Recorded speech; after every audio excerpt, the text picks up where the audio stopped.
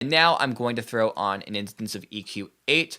Let's take an EQ band, just any band, it doesn't matter. And we'll throw on a low cut times 4. And I'm going to remove a lot of those unnecessary low-end frequencies that are muddying up our piano sample. And this could actually also enhance that 90s feel, because a lot of tracks that producers were sampling would have a higher instrument like a piano playing over top a bass or some other low element. And they would have to high pass these samples very heavily so you wouldn't hear the bass line as well. I think we'll put this somewhere around 370 hertz. That works pretty well. Let's also go over to our fourth EQ band, which is set to a high shelf by default. We'll set the frequency to be somewhere pretty high, like 8.35 kilohertz. You could just type 8350 to make that a lot faster.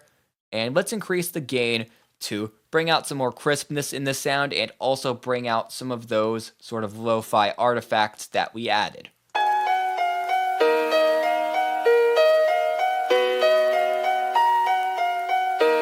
We'll go for about 4.59 or 4.60 dB.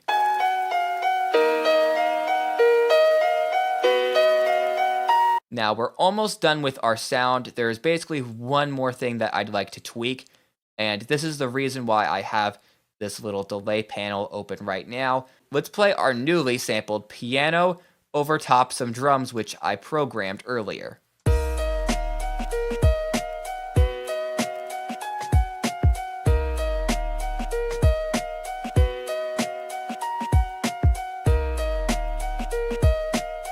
It sounds nice, but it's too rigid, computerized, and on the grid sounding because the piano is hitting at the exact same time as the kick and snare. To fix this, what we're going to do is we're going to open up our delay panel by clicking on the D button, and this is a part of Ableton that I've never really seen people use. It's kind of overlooked, but especially when you're making hip-hop beats, this can be very useful because you want certain elements to not quite be on the grid. You want things to be delayed by just a few milliseconds to give the song a little bit more of a natural feel. So let's go over to our little track delay time right here, and we'll increase it by just a few milliseconds, which is what it's set to by default. You can also go by samples, but we'll just go by milliseconds. And let's get it off the grid just enough to where it feels natural, but not too much to where it feels desynced.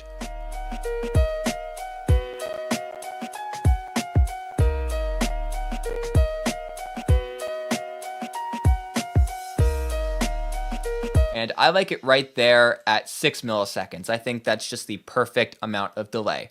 And one last little tip for people who are using this method and repitching their samples. Generally, when you're repitching samples in this way, the sort of key of the song is going to be adjusted in a way where it might not actually fit with the regular key. It might be a little bit off. To demonstrate this, I made this little sort of gfunk-esque synth line earlier, which follows the melody of the piano. And this is playing with exact pitches right here.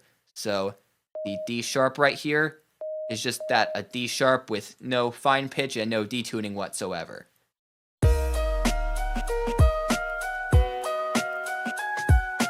And you can hear that things are a little bit off. It mostly matches up, but the sine wave and the piano are just a little bit off from each other, and they're creating sort of a weird chorus effect because the pitches aren't exact. So to fix this, whenever you're adding in synths to go over top of your samples, what you're going to want to do is adjust the pitch of them either slightly up or slightly down for them to fit in the sort of modified key of your pitched sample.